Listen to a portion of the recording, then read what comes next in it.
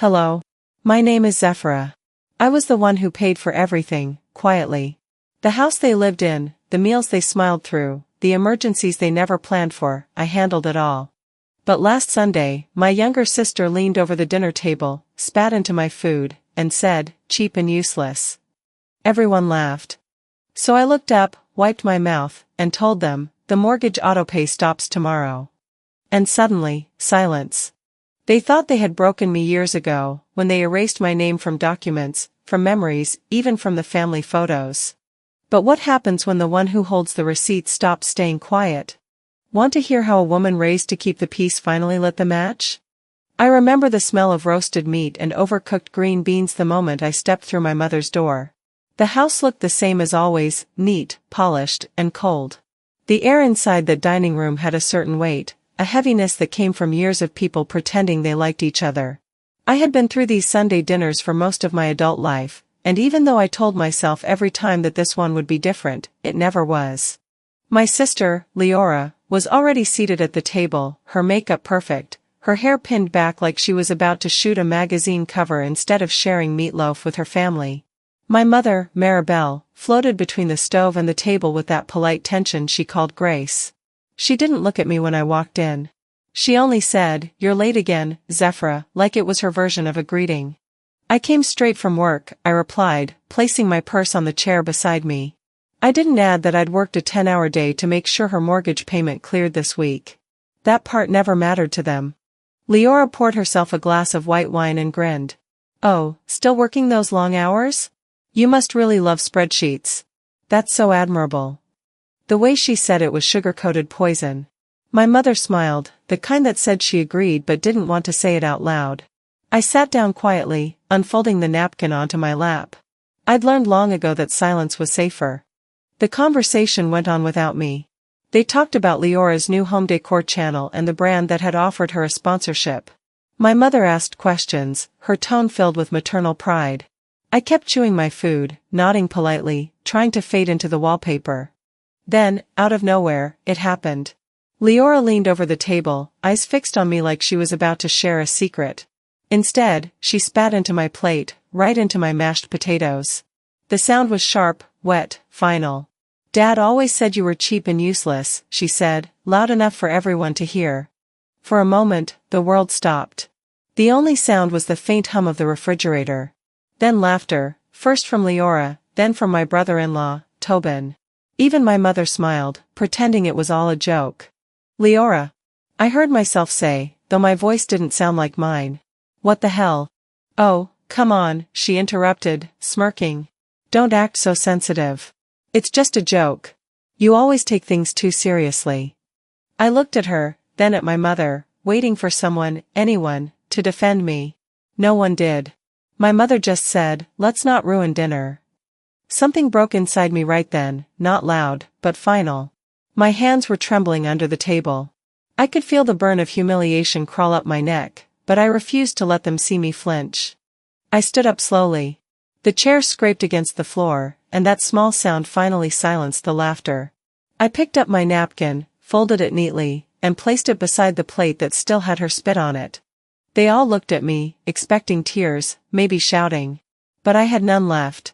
I wiped my mouth with the back of my hand, straightened my jacket, and said quietly, "The mortgage autopay stops tomorrow." The words hit like a gunshot. For a second, no one breathed. Leora blinked, confused.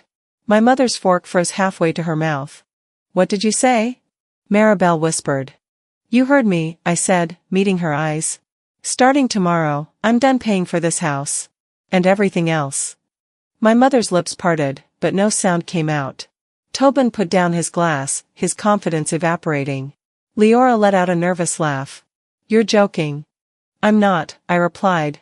My voice was calm, steadier than I felt. "You'll figure it out. You always do." I picked up my purse from the chair and slung it over my shoulder.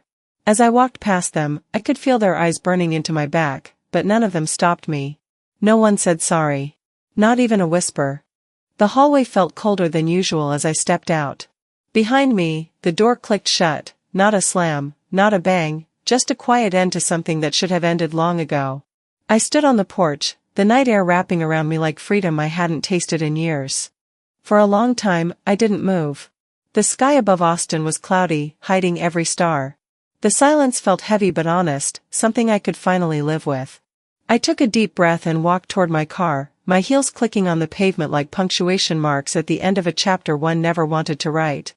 As I drove home, the lights of the city blurred around me. My phone buzzed in my bag, probably Leora, or maybe my mother, but I didn't look. For once, I let the message wait. I thought about all the years I had spent trying to keep the peace, believing that money and effort could buy respect. I thought about every dinner where I'd smiled through insult after insult, where my silence had been their permission. And I promised myself, right there on the quiet highway, that this would be the last time I ever played that role. When I reached my apartment, I didn't turn on the lights. I set my purse on the table, kicked off my shoes, and sat down on the couch. The echo of Leora's voice still lingered, cheap and useless, but it didn't sting the same way anymore. For the first time in years, it felt like her words belonged to her, not me. I looked around my small apartment, the one I'd paid for every month without help, and smiled faintly. It wasn't much, but it was mine. I didn't slam the door when I left their house, but in my head, I could still hear it slam. And this time, the sound wasn't anger, it was freedom. I didn't slam the door, but on the drive home, I wished I had. Maybe if they'd heard it echo through the house, they'd have felt something crack. But knowing them, it would have just been more reason to call me dramatic. The night air was dense and still as I pulled onto the side street that led to my apartment complex. Austin's skyline blinked in the rearview mirror, indifferent to the storm inside me. I drove barefoot, my heels tossed to the floor of the passenger side. The mashed potatoes were still on my mind. Not because I liked them, hell, I never even touched them, but because her spit had landed right in the middle. Like a mark. A declaration. I parked, reached for the key card, and my fingers brushed against something sticky on the dashboard. I glanced down. The old label I'd slapped on years ago during a charity drive at work, Family First. It had faded, the corners curling, edges browned by the Texas sun. I peeled it off in one motion and tossed it in the cup holder. The glue left a faint outline. So had they. Inside my apartment, the quiet felt too wide. No TV noise, no passive-aggressive muttering from my mother about my hair or my job, no Leora fake laughing at her own cruel jokes. Just my space. My fridge hummed softly. I dropped my purse on the couch, turned on one lamp, and walked toward the kitchen. Opened a cabinet. There it was. The cup. Clear plastic with a cracked handle and a black label stuck to the front. The server. For the longest time, I told myself it was just a silly joke. A name they gave me because I always poured the drinks, cleared the dishes, kept the peace. Every Sunday dinner, the same ritual. Leora would get the wine glass. Maribel got the etched crystal. I got this, the one that hadn't matched anything since 2009. The worst part? I washed it every week and put it back in their cabinet like clockwork. I took the cup to the sink. Stared at it. Then I dropped it. It hit the porcelain with a muted clack, didn't shatter, just bounced once and rolled to a stop. Typical. Even now, it refused to break. I stepped over it and grabbed my laptop. If they wanted me to be cheap and useless, fine. Let's see what happened when they had to start paying their own bills. I logged into my banking dashboard, scrolled past the line of monthly payments, and clicked Manage Subscriptions. Jenna's Netflix, gone. Disney Plus, bye. The family cell phone plan, I suspended my line and removed the auto billing. Maribel's health insurance gap coverage, I sent an email to the agent and stopped the auto draft. Each click was quiet. Each removal a breath I didn't know I'd been holding. No speech. No warning. Just me choosing myself. It took 10 minutes. That's how long it takes to dismantle a system built on guilt and silence. Then I made tea. Sat on the couch with my knees tucked under me and let the warmth seep into my chest. The silence wasn't peaceful. Not yet. It was still full of echoes, of her voice, that laugh, the feel of every eye at the table watching me like I was the joke. But it was mine. The next morning, just after sunrise, my phone buzzed. A group chat notification. Jenna, is Netflix down? Or did someone finally snap? I didn't reply. 10 minutes later. Maribel posted a Bible verse about forgiveness and family unity. King James Version, of course. She always used scripture when she wanted to make someone else feel small. Still, I didn't answer. I just took a screenshot. At noon, Leora sent a meme. A picture of an empty plate with the words, "Some people bring nothing but attitude to the table." Laughing emoji. Clapping hands. Even Tobin reacted with a thumbs up. I saved that one too. It wasn't that I wanted revenge, at least, not the kind they would understand. I didn't need to fight with shouting matches or slamming doors. I had records. Dates. Screenshots. Spreadsheets. My silence had always been their protection. Now, it was mine. Around midnight, I closed my laptop and turned off the light. My eyes were heavy, but my brain wouldn't stop buzzing. My phone buzzed again. I debated ignoring it, but curiosity got the better of me. It was Leora. Direct message. "If you needed attention, you could have just said so." I stared at the message. Not for the insult, it wasn't even creative, but for the casual cruelty of it. I didn't reply. Not yet. I closed the message, leaned back into my pillow, and listened to the sound of my own breath. This wasn't attention-seeking. This was survival. Leora's message still sat on my phone when the sun came up. "If you needed attention, you could have just said so." I didn't answer then, and I wasn't going to now. It wasn't worth the energy. But the words had a way of crawling under my skin. They kept circling in my head as I got ready for work, followed me through traffic, and lingered on my tongue when I poured my morning coffee. By the time I got home that evening, I was tired of feeling like a ghost. I set my keys on the counter and walked straight to the small stack of unopened mail by the door. I had ignored it for days, bills, newsletters, probably junk, but something told me to sort through it tonight. Halfway through the pile, an envelope caught my eye. Thick paper, a university logo in the corner. I frowned. I hadn't been in school for nearly 20 years. The return address said, Office of Alumni Relations. I almost tossed it but decided to open it anyway. Inside was a formal letter. Dear Ms. Bennett. Thank you for your continued support as the legal guardian of our graduate, Ms. Leora Bennett, class of 2018. We appreciate your commitment to student success. I read it twice. My hands started to sweat. Guardian? I wasn't anyone's guardian. I had never signed anything for her college, at least, I didn't think I had. The letter slipped from my fingers to the table. A faint ringing filled my ears, that same noise I'd felt during the dinner when Leora spat into my food. I opened my laptop, logged into my old email account, and started searching. Leora. FAFSA. Financial aid. My name. Anything. A half-dozen results popped up, mostly bank notifications and scanned forms I hadn't looked at in years. One subject line made my stomach twist, household verification form. Dated 7 years ago. I clicked it open. It was a scanned PDF from my mother's email. My signature sat at the bottom, right beside a typed statement that read, Guardian certifies that student Leora Bennett is an independent applicant residing with immediate family. I hadn't written that line. But the signature was mine. I leaned back, staring at it until my throat went dry. I remembered the year, 2016. I was living part-time in the house, helping cover my mother's medical bills while working 2 jobs. That was the same year Leora got her full ride. My mother had said it was a blessing. Blessing, my foot. I reached for my phone and called the county clerk's office. The woman on the other end sounded young, polite, and tired. Hi, I just need to verify if I'm still listed under my family's household file, I said.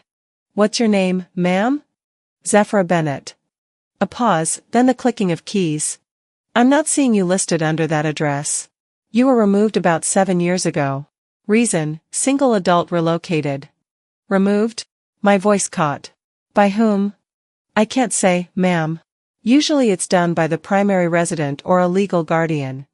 I thanked her and hung up, my pulse thudding in my ears. Removed. Just like that. On paper, I didn't exist to them anymore. I sat there for a while, staring at the muted TV. A documentary played, something about historic homes, but I wasn't listening. I thought about all the times my mother said, family's everything. Maybe for her, family was everything she could control. My eyes drifted to the bookshelf. On the bottom shelf, under a stack of old magazines, was a box of photo albums. I pulled it out and carried it to the table. The first few pages were filled with childhood, birthdays, school plays, the backyard swing. Then college graduation, family barbecues, holidays. But as I flipped forward, my face started disappearing. In one Christmas picture, I was standing next to my mother, holding a tray of cookies. The next year, the same photo, same angle, but I was gone. The frame had been cropped tighter. Just Leora, Mom, and Tobin smiling at the camera. By the third album, there were no pictures of me at all. It was like I'd been erased year by year until I didn't exist. My phone buzzed again, a text from Leora. Mom says you're acting strange. Everything okay?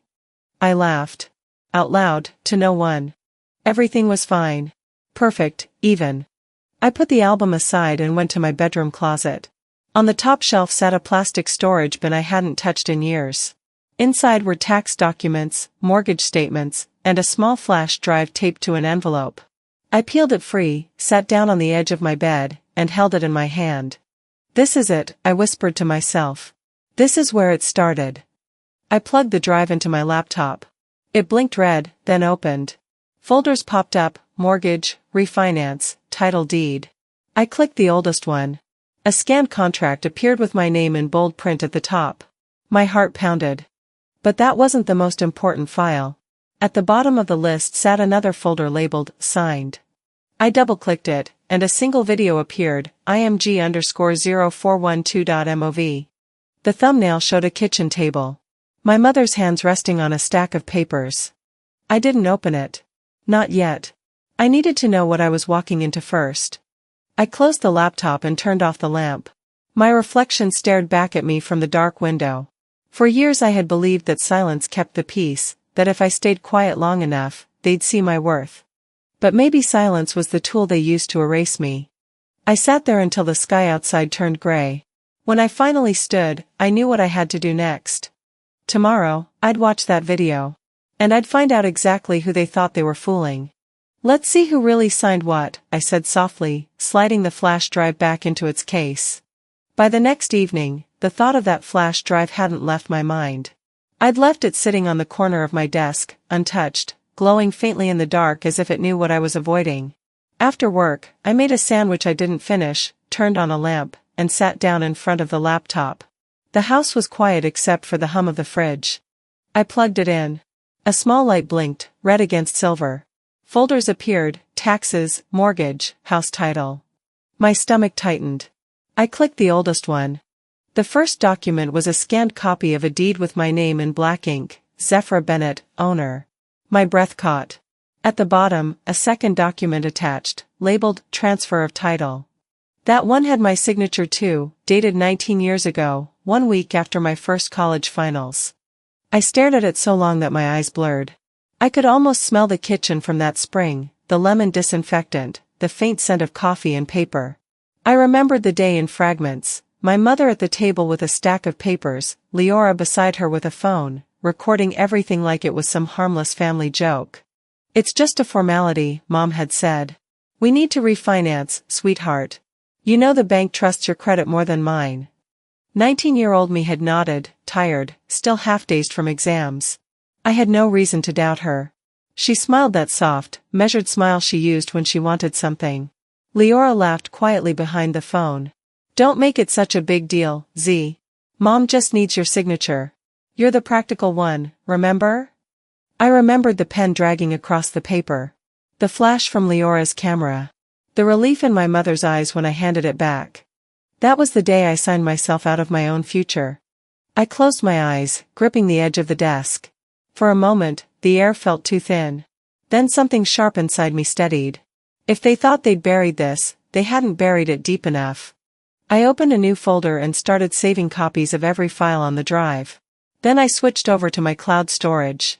There, under Household Records, was another file I hadn't opened in years, Family Expenses, Master. Rows and rows of numbers filled the screen. Every month, every payment I'd ever made, utilities, insurance, repairs, even birthday party decorations I'd bought because Mom said she couldn't afford them that year. Next to most of the entries were small notes, reimbursed, pending. None of them had ever been reimbursed. The total at the bottom blinked back at me. 8 years. Tens of thousands of dollars. I printed it out. The machine whirred, spitting out page after page until the pile was an inch thick. I stapled them neatly and placed the old deed copy on top. I didn't need a plan, I already knew where I was going. The drive to my mother's house took 20 minutes. The sun was setting, throwing long streaks of gold across the houses in her neighborhood. I parked by the curb, turned off the engine, and sat for a moment, listening to the tick of the cooling metal. When I knocked, she opened the door halfway. Her expression flickered between surprise and irritation. "Zephyra. You should have called." "I won't be long," I said. "We need to talk."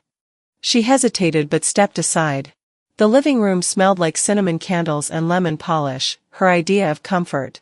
The TV murmured softly in the background. I set the stack of papers on the kitchen table. "Do you remember this?" I asked. She frowned, glancing at the title page. "Looks like financial statements. Why are you bringing me this?" "It's every bill I've paid for this family since 2015, I said. "Every mortgage payment, every repair. And this," I pulled out the deed copy, "this used to be in my name." Her mouth tightened. "That house belongs to the family, Zephyra." "It belonged to me," I said quietly. "Until you convinced me to sign it over." She folded her arms, that same gesture she used when she wanted to shut a conversation down. "You were a child. You didn't understand how these things work. It was simpler for everyone that way." "Simpler for you, maybe." I slid the second page across the table. "You told me it was a formality. It wasn't. You transferred ownership. You made Leora the beneficiary. And then you let me keep paying for it." Her face hardened, the kindness gone. "This attitude is exactly why you don't fit in with this family. You twist everything into betrayal." I took a slow breath, forcing my voice to stay calm. "I'm not twisting anything. I'm looking at the facts. My signature's here, Mom. My payments are here. You can pretend you forgot, but the records don't lie." She looked away, brushing invisible crumbs from the counter. "You've always been dramatic. Always needed to prove something. You made me believe that helping meant belonging," I said. "But all it really meant was paying for everyone else's comfort." For a second, something flickered across her face, shame, maybe, or fear. Then she straightened her shoulders. "If this is about jealousy, I don't want to hear it." Her words hit harder than I expected. Jealousy. That was what she thought this was about? I gathered the papers back into a stack, tucking them neatly under my arm. "You'll hear it whether you want to or not," I said quietly. "You build your life on my silence. That ends now." She opened her mouth as if to reply, but no words came out. I turned and walked toward the door, each step slower than the last. Outside, the night air felt cooler, sharper. I didn't look back at the house. I didn't need to. I'd already seen everything I needed to see. The car door creaked as I slid in. I laid the papers on the passenger seat beside me, the top page fluttering in the breeze from the half-open window. The ink caught the last bit of streetlight, my name, my signature, the proof of how easily trust could be used as a weapon. I started the engine. The dashboard clock glowed 8:47 p.m. somewhere behind me, the porch light flicked off. If she thought this was jealousy, she hadn't seen anything yet. "If this is about jealousy," she'd said, "I don't want to hear it." Well, she would. Soon enough. I didn't reply to my mother's parting shot. I didn't raise my voice or slam the door. I walked away like the woman I'd finally grown into, quiet, certain, and done playing the part of the misunderstood daughter. The sky had turned a dull indigo as I drove home. I didn't put on music. I didn't call anyone. I just gripped the wheel and rehearsed the message I knew I had to send. Something clear. Final. No more half-pleasantries, no more pretending we were still a family just because we shared a name. As soon as I stepped inside my apartment, I placed the thick folder of documents on the kitchen counter. My hand hovered over my phone for a few seconds before I opened the family group chat. The same one that used to ping with birthday wishes and casserole recipes was now mostly memes, passive-aggressive Bible verses, and the occasional complaint about how ungrateful some people had become. I typed slowly, deliberately. "I suggest you remove my name from your jokes. I have receipts, and I'm not afraid to use them." I didn't wait for a response. I turned my phone face down on the table and poured myself a glass of water. It sat untouched. An hour passed. Nothing. Not a single message. But I knew they saw it. Leora had her phone glued to her hand even when she brushed her teeth.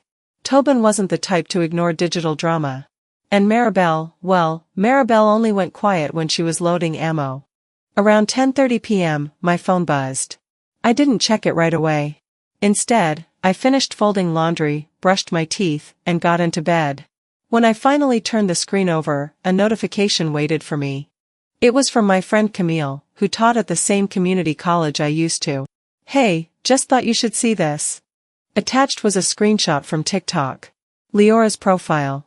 Video blurred out, but instantly familiar, our family dining room, the night of the mashed potatoes. The caption? Some people can't take a joke.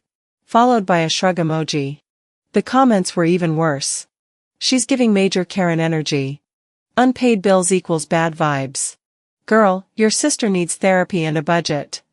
There, frozen in time, was a still frame of me, mid-turn, mouth slightly open, probably trying to process what had just happened, now turned into a meme. The overlay text read, "When your freeloading aunt can't handle Sunday dinner." Freeloading. I sat there in the dark, phone in hand, jaw clenched so tight I could feel it in my temples. She didn't just make fun of me, she humiliated me in front of strangers, weaponized a private moment, and invited the world to laugh at me. And for what? Attention? Views? Pity? At 11:07 p.m., the group chat pinged again. A sticker from Leora. A cracked egg with the words, "Expired energy. Let it go." Maribel reacted with a thumbs up. Tobin dropped a laughing emoji. I didn't respond. I didn't flinch. I just stood up, walked over to my desk, and printed out the screenshot. The meme. The comments. The sticker. All of it. I pinned them beside the spreadsheet and the deed copy, my growing wall of truth. Then I opened my laptop. Pulled up the legal consultation app I downloaded last week but never used. I booked the first available appointment. Monday. Noon. I clicked confirm. I shut the screen and leaned back, listening to the quiet. The kind of quiet that doesn't feel peaceful, but charged, like air before a thunderstorm. They had mocked me for years. Behind closed doors. Around family friends. Sometimes to my face, sometimes through silence. But now? Now they had crossed the line into public warfare. They thought I'd let it go. Like always. I looked at the stack of papers on my desk. My history. My name. My proof. You should have taken the warning, I whispered into the dark. Because next time, there wouldn't be one. The morning after I booked the legal consultation, I woke up with a calmness I hadn't felt in years. Not peace exactly, but clarity, the kind that settles after the last match is struck. The kind that whispers, "Now go finish it." The appointment was scheduled for noon, so I had the morning to gather everything. I printed out the house deed again, the mortgage history, the spreadsheet with every payment I'd made, down to the $89 water bill I'd covered when Leora claimed she just needed a little help this month. I copied the letter from the university and the household deregistration form. And last, I uploaded the video. That video had sat untouched for nearly 2 decades. It was short, 27 seconds, but it was enough. I had finally watched it the night before, alone, with the lights off and my finger hovering over the pause button. It showed 19-year-old me sitting at the kitchen table, eyes tired, posture slumped, as Maribel slid a form toward me. Her voice was soft, almost gentle. "Just sign here, honey. It's for the family. We need to keep the house. This will help all of us." Leora, off-screen, giggled. "Come on, Zephyra. Be a team player. Don't be dramatic." I watched myself nod slowly, pick up the pen, and sign. No one said what the paper actually meant. No one said it would transfer legal ownership. And no one said they'd keep the house under my name for 2 more years, so I could pay the bills, then switch the title to Leora without my knowledge. I uploaded the video to a private folder and labeled it, Exhibit A. At 11:45 a.m., I logged into the consultation call. My attorney's name was Diana Marshall, mid-40s, no nonsense, former family court litigator turned property rights specialist. We went through the documents step by step. When I explained how I'd continued to pay for the home long after the title had been reassigned, she took a breath and said, "This isn't just unethical. It's possibly fraudulent, especially if you were misled into signing the title without full disclosure." I told her about the household registry removal, the FAFSA manipulation, and how they used my name to benefit someone else, then erased me once they got what they needed. She asked if there was evidence of coercion. I said yes. I showed her the video. When it ended, Diana looked at the screen for a moment, then said, "That's manipulation, plain and simple. Emotional, if not legal. And the fact that your sister is profiting from it now? We'll build your case around that." After the meeting, I stood at the kitchen counter, staring out the window. The neighbors were out walking their dogs. Someone watered their lawn across the street. Life moved on, quietly, as if nothing in the world had changed. But inside my apartment, everything had. I was done being polite.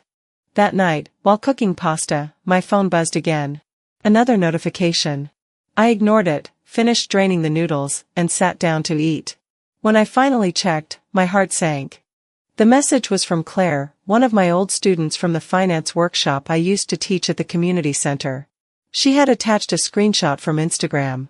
"Ms. Bennett, I think you need to see this. Sorry if it's out of line." It was a meme. A blurry photo of me from years ago, probably taken during one of my lectures, eyes red, mid-sentence, captioned, "Aunt Karen crying over taxes again." The post was shared by a username I recognized at Marin_the_wise. Marin. Leora's son. 10 years old. My fingers froze on the screen. My breath caught, not from anger, but from something heavier, deeper. I didn't care about the image. Not even the words. It was the fact that they'd weaponized the next generation. That Leora had handed my humiliation to her son and told him it was okay. No, not just okay. Funny. I turned off my phone. Sat in silence. Let the pasta go cold. I didn't cry. I didn't throw the phone or scream or slam drawers. I just sat there, feeling something pull away from inside me, like a final string being cut. After dinner, I pulled out every document I'd ever co-signed. The electric account in my mother's name, the auto loan in Leora's, the emergency card I'd once given Tobin, just in case. I logged into every site, filed removal requests, revoked permissions, shut down auto payments. Then I went to my banking app and closed the joint account Maribel had used for household emergencies. There was $43 left in it. I transferred it to her directly with a note, "This should cover your next cracked egg sticker." I drafted a final message to the family group chat. Effective immediately, I am not responsible for any of your accounts, subscriptions, or services. This is not a discussion. Do not contact me unless it's through legal counsel. I hit send. Read by Maribel. Read by Leora. Read by Tobin. Seconds passed. Then minutes. Then an hour. No response. I didn't expect one. Around midnight, just as I was about to turn off my lamp, a message popped up. It was from Maribel. "You ungrateful child. Do you know what you've just done?" I stared at the message, not with fear, but with a kind of exhausted amusement. The kind of clarity that comes when you finally stop explaining yourself to people who never wanted to understand. I whispered to the empty room, "Yeah. I know exactly what I've done." The word hung in the air long after the screen went dark. Ungrateful. My mother's voice still echoed somewhere in the cavities of my chest. "Do you know what you've just done?" she had said, her voice sharp with practiced disapproval. That word, they'd thrown it at me for years like a brick wrapped in velvet. A label. A judgment. A curse. In our family, ungrateful wasn't just a word, it was a sentence. And once you were branded with it, nothing else you did mattered. No context. No nuance. No plea for understanding. I'd stepped outside the role they'd written for me, helper. Fixer. Silent wallflower. And that made me dangerous. I barely slept that night, if we're being generous with the word sleep. It was more like drifting in and out of shallow, restless unconsciousness, like my brain refused to let me fall too far from the surface. By the time the pale light of morning edged through the curtains, my body felt twice its age. My joints cracked like old wood when I stood. I made coffee on autopilot. Something bitter, hot, strong, my only small defiance against the cold that had settled under my skin. When I pulled open the blinds, the street outside looked insultingly ordinary. Golden light draped itself lazily over the mailboxes and recycling bins. A jogger passed, earbuds in, smiling at his dog. Across the street, someone was trimming their hedges. The world moved on, unaware. Indifferent. No one would have guessed that a quiet war was being waged behind the manicured lawns and perfectly coordinated throw pillows of suburbia. By noon, I was sitting at my kitchen table, the radio murmuring low in the background. A weather update. A local jazz station. Something about traffic on I-70.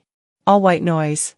My attention was locked on the laptop screen in front of me as I prepped documents for my second meeting with the attorney. I was in the middle of reorganizing a folder titled Video Evidence, an ironically clinical name for a digital graveyard, when my phone lit up with a notification from an unfamiliar number. It was from someone named Sadie. The name rang a bell, but distantly, like a song you think you heard once in a waiting room. We'd met at a financial literacy workshop years ago. Maybe we'd exchanged numbers to share resources. I hadn't thought about her in ages. Her message was short. Uncomfortably so. I thought you should see this. It's public. Attached was a link to a TikTok video, hosted on Leora's account. I stared at the screen for several seconds, my thumb hovering over the link. I shouldn't have clicked. I knew that. But curiosity has a cruel voice, and it was whispering. So I tapped it. The video was titled, How I Survived a Toxic Sibling, My Truth. It opened with Leora seated elegantly on her pristine beige couch, framed by soft lighting and her favorite lavender throw. Her face was angled to perfection, flattering, serious, sincere. Her voice, too, was calibrated, trembling just enough to conjure sympathy, but never so much as to seem unstable. I've stayed silent for years, she began. But sometimes silence enables abuse. Then the montage began. Carefully curated. Selectively edited. Weaponized. A screenshot of our group chat, where I'd once typed, I have receipts. It was meant as a warning, to stop the gaslighting, to make them aware I wasn't defenseless. But stripped of context, it was played as a threat. Then a shaky, muted video of that infamous family dinner. You couldn't hear my voice, only see my face twisted in frustration as I stood up to leave. No one saw the hour of antagonism that led to it. Just the ending, just the part that made me look volatile. Next came screenshots of the family expense spreadsheet, doctored to suggest I'd demanded payment for babysitting my niece Marin. I hadn't. What I'd asked for was acknowledgement, support, maybe even respect. But those don't make for viral content. And then the meme. Marin's cruel little digital joke, shared to her Instagram story months ago and now resurrected by Leora for the court of public opinion. Aunt Karen crying over taxes again. The video was already deep in the algorithm. Tens of thousands of views. Hundreds of comments, many brutal, others worse because they masked themselves in concern. She sounds unhinged. Yikes, imagine being this petty. She's giving villain origin story. Families don't treat you like this unless you did something. And my personal favorite. Cut her off, Queen. My hands went cold. Not trembling, just numb. Like the blood in my body had chosen to retreat from the surface. My heart didn't beat so much as it thudded, heavy and uneven. Like it had forgotten how to keep rhythm with the world. She hadn't just tried to shame me. She had attempted something far more calculated. She tried to rewrite me. My phone buzzed again. Another message. This time from Maribel. If you want the house, make an offer by Monday. Jenna already expressed interest. No salutation. No sign of familial grace. Just the cold, transactional tone of a realtor. The same house I had helped fund. Maintained. The house I'd been manipulated into signing away. Now dangled in front of me like a clearance item in an estate sale. No mention of my name. No regard for the years of labor, love, or loyalty. That was when it happened. The moment something inside me shifted, not loudly, but irreversibly. No yelling. No shattering plates. No breakdown. Just a quiet, clinical detachment. I shut the laptop. Turned off the radio. Walked into my bedroom and picked up my phone. Then, methodically, I began deleting. Every video I had ever saved from family gatherings, birthdays, weddings, Thanksgivings. All of them. Gone. No hesitation. No second thoughts. Except one. A photo. My dad and me, standing side by side at my high school graduation. His arm was slung across my shoulders. His eyes were tired but proud. My own eyes held something that startled me now, hope. Belief. That photo, I kept. Then I sat. In the dark. For a long time. I didn't cry. I didn't rage. I just watched as the sun drained from the sky, shadows stretching long across my carpet. When night settled in, I stood. I walked to the closet and pulled out the file box. I opened drawers. Dug through USB drives. Scanned my backups. I gathered everything. Every email. Every passive-aggressive text. Every meme. Every spreadsheet revision. Every old voicemail, every screenshot, every digital bruise they thought would fade. I laid them out like evidence. Because that's what they were. A photo album with pictures of me literally cropped out. A video from 19 years ago, one they'd forgotten existed, where a young me asked, "Why doesn't Aunt Jenna like me?" I copied everything onto a single flash drive. Labeled it in bold black ink. Case file, Bennett vs. Bennett. I placed it in a padded envelope and set it next to my purse. Before bed, I checked my email one last time. Subject, review complete. Body. I've reviewed the documents. It's time to move forward. Miranda K., attorney at law. I didn't smile. I didn't cry. I simply exhaled. Long, steady. Clean.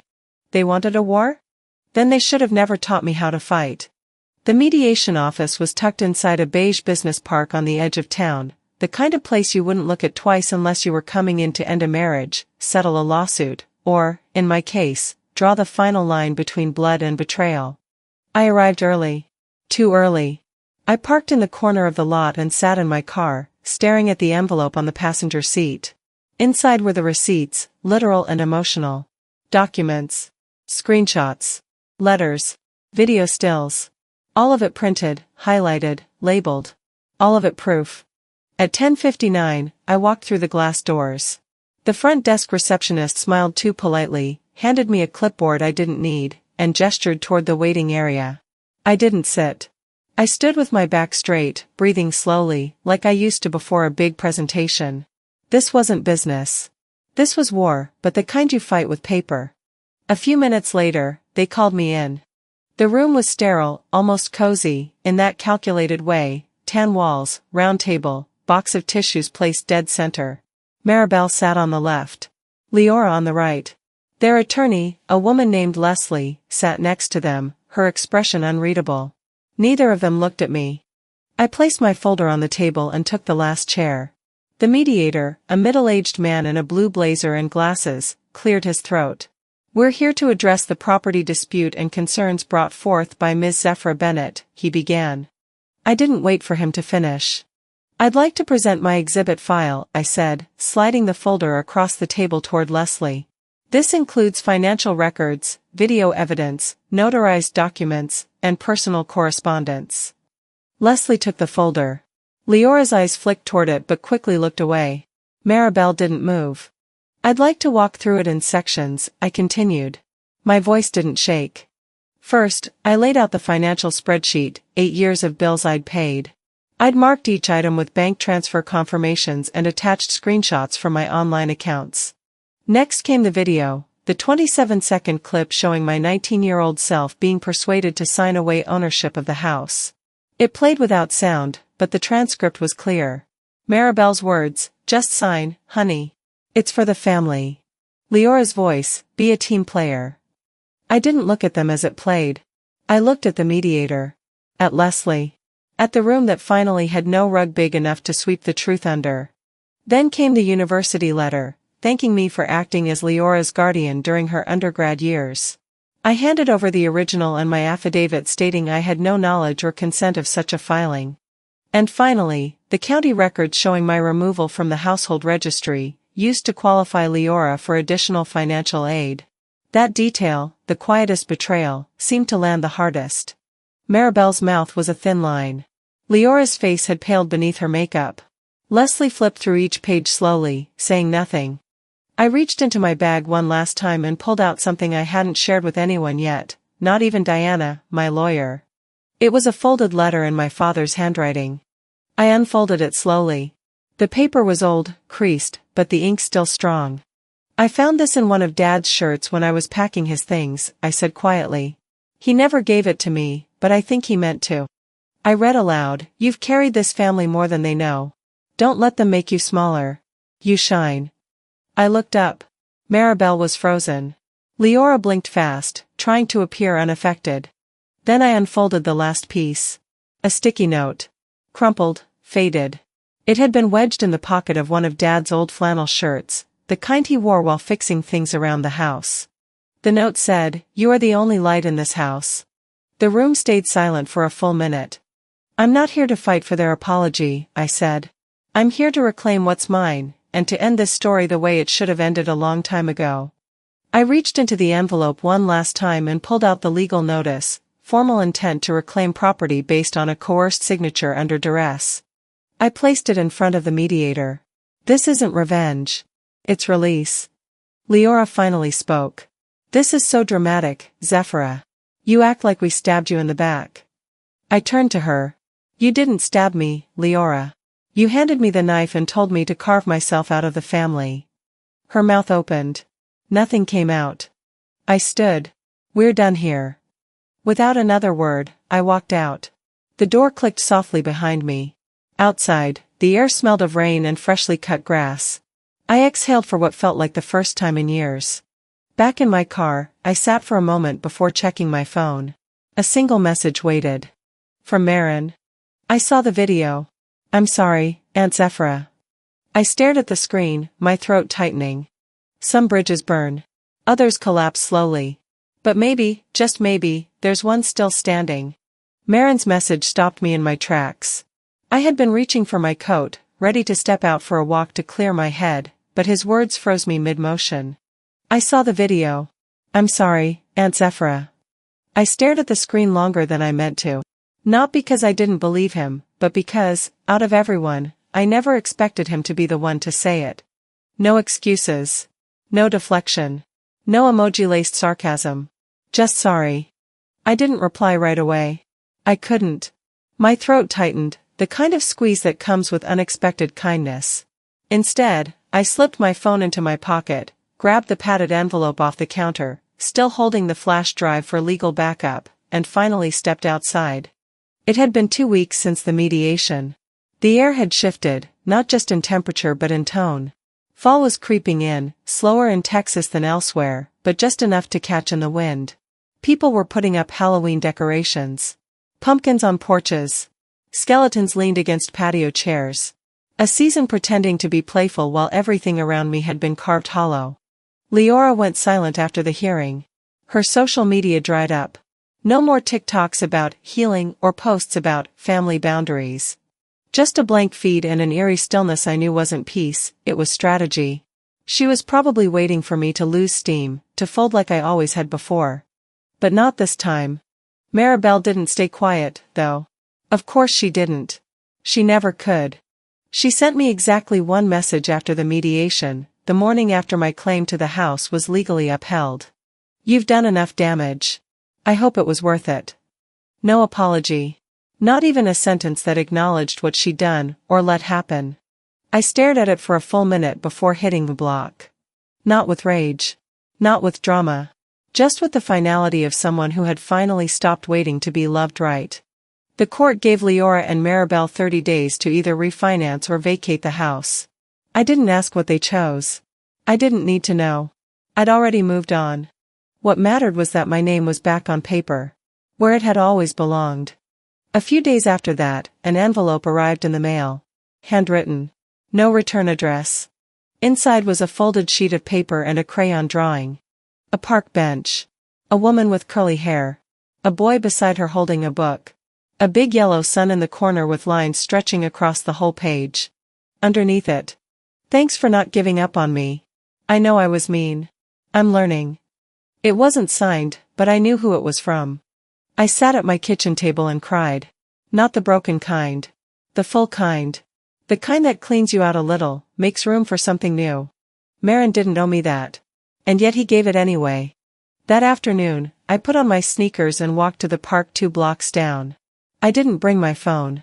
Just the letter from my dad, now framed, and the sticky note I'd kept tucked inside it. I found an empty bench and sat down. The air was crisp.